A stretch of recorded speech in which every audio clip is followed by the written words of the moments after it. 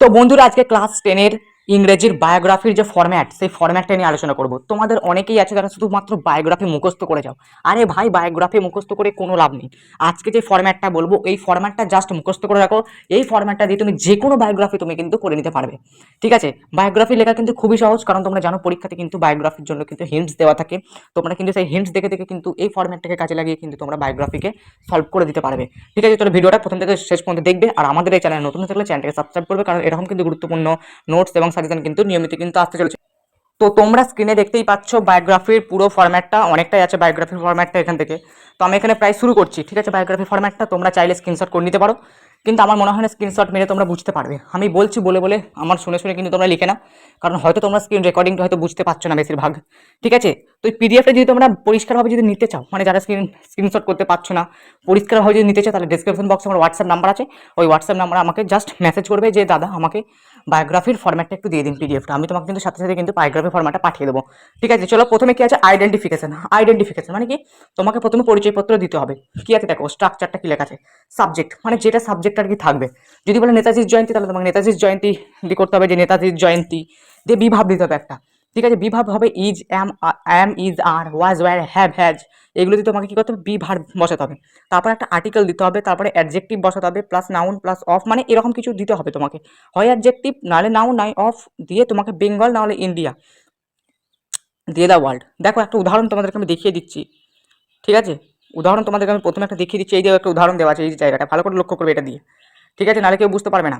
কি আছে বলছে, ক্ষুদিরাম ওয়াজ এ গ্রেট প্যাট্রিয়ট, মানে কি ক্ষুদিরামটা হচ্ছে সাবজেক্ট ঢুকে গেল, তারপরে ওয়াজটা হচ্ছে বিভাগটা ঢুকে গেল, তারপরে এ মানে কি এটা আর্টিকেলে ঢুকে গেল, আর্টিকেল ঢুকে গেল, তারপরে গ্রেট মানে কি অ্যাডজেক্টিভ বা নাউন।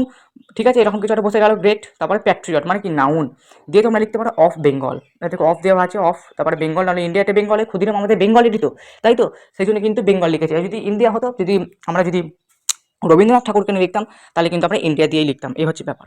ঠিক আছে, তো এটা করে নেবে তোমরা, ক্ষুদিরাম ওয়াজ এ গ্রেট প্যাট্রিয়ট, এগুলো কিন্তু বোঝার ব্যাপার আছে কিন্তু। হ্যাঁ, এগুলো তোমরা ঘরে একটু আমার কাছ থেকে পিডিএফটা নিয়ে ঘরে একটু রিডিং করবে, দেখবে নিজেরা কিন্তু বুঝে যাবে।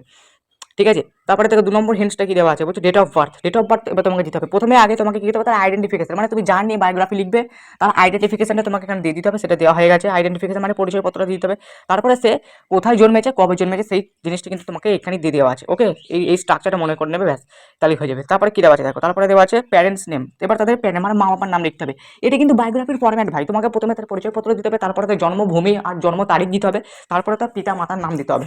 ওকে, এটা কিন্তু করে নেবে। ঠিক আছে, তারপরে দেখো দেওয়া আছে কি এডুকেশন, মানে এবার তার শিক্ষা দীক্ষার ব্যাপারটা তোমাকে একটু করতে হবে, শিক্ষা দীক্ষার ব্যাপারটা। ঠিক আছে, এবার যেমন তার শিক্ষা দীক্ষা সেরকম তোমাকে করতে হবে। এই দেখো শিক্ষা দীক্ষার ব্যাপারটা এবার তোমাকে এখানে দেখতে হবে। আর্লি এডুকেশন, ঠিক আছে, প্রথম দিকে সে কোথায় এডুকেশন করতো সেরকম টাইপস এগুলো দেওয়া আছে এখানে। He, she, had plus got received, এগুলো মুখস্থ করে নেবে জাস্ট। ঠিক আছে, দিয়ে হি এর জায়গায় তুমি ওর নামটা বসিয়ে দেবে, এরকম টাইপসের আর কি। ঠিক আছে, দিয়ে একটু একটু জায়গায় তোমাকে কিন্তু নিজে নিজেও কিন্তু করতে হবে। ওকে, এবারে নিচে আসি এই জায়গাটাতে। এখানে এসে দেখো তারপরে কি আছে, অ্যাক্টিভিটিস, মানে তার কার্যকলাপ। পড়াশোনা হয়ে গেল ওর, এবারে কার্যকলাপ কি কি হবে। ঠিক আছে, সেখানে দেখো স্ট্রাকচারটা দেওয়া আছে। তারপরে দেখো, তারপরে এই জায়গাগুলোতে এখানে তারপরে আরেকটা স্ট্রাকচার দেওয়া আছে। এরপরে তার যে অ্যাচিভমেন্ট, সেই অ্যাচিভমেন্টগুলো তোমাকে লিখতে হবে। এখানে তোমার কার্যকলাপটা এখানে দেওয়া হয়ে গেল, কার্যকলাপে বলা আছে অ্যাচিভমেন্ট, তোমাকে অ্যাচিভমেন্ট সে কি অ্যাচিভ করলো, সেই অ্যাচিভমেন্টগুলো তোমাকে এখানে দেওয়া আছে। তুমি এগুলো জাস্ট মুখস্থ করে নেবে। তারপরে আছে কন্ট্রিবিউশন, এই যে নিচে কন্ট্রিবিউশন, তার অবদান। আমি যে তার বায়োগ্রাফি লিখছি, অবশ্যই তার কিছু অবদান আছে আমাদের দেশের পক্ষে, সেই জন্য বায়োগ্রাফি লিখছি, সেটাই কিন্তু এখানে দেওয়া আছে। ওকে, এরপরে নিচে আসো লাস্ট, তারপরে কি আছে, ডেথ, মৃত্যু। যদি মৃত্যু যার হয়ে আছে তার কিন্তু মৃত্যু লিখবে। অনেকে আছে বায়োগ্রাফি, যারা বিরাট কোহলি বায়োগ্রাফি লিখতে বললো, তাহলে কিন্তু তার এখন মৃত্যু হয়নি, তো মৃত্যু পার্টটা একটু বাদ দিয়ে দেবে, ডেথটা তো লিখবে না।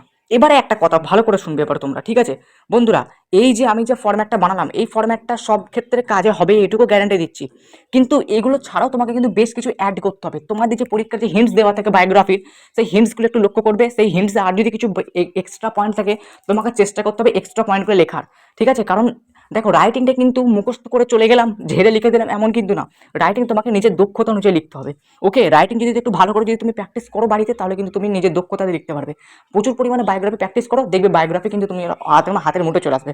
কারণ এবছর মানে মাধ্যমিক 2025 জন্য কিন্তু বায়োগ্রাফি কিন্তু খুব একটা ইম্পর্টেন্ট রাইটিং, সেটা তোমরা জানো আমরা জানি। তো পিডিএফে যদি তুমি নিতে চাও, অবশ্যই আমাকে এক্ষুনি হোয়াটসঅ্যাপে মেসেজ করে দাও, আর আমাকে মেসেজ করে বলে দাও যে আমার রাইটিংটা লাগবে, আমি কিন্তু তোমাকে অবশ্যই কিন্তু রাইটিংটা কিন্তু পাঠিয়ে দেবো। ওকে, তো চলো এই রাইটিংটা তোমরা চাইলে স্ক্রিনশট করে নিতে পারো, বা আমার কাছ থেকে সংগ্রহ করে নিতে পারো। আমার এই চ্যানেল নতুন হলে চ্যানেলটাকে অবশ্যই সাবস্ক্রাইব করে দাও এরকম গুরুত্বপূর্ণ ভিডিও পাওয়ার জন্য।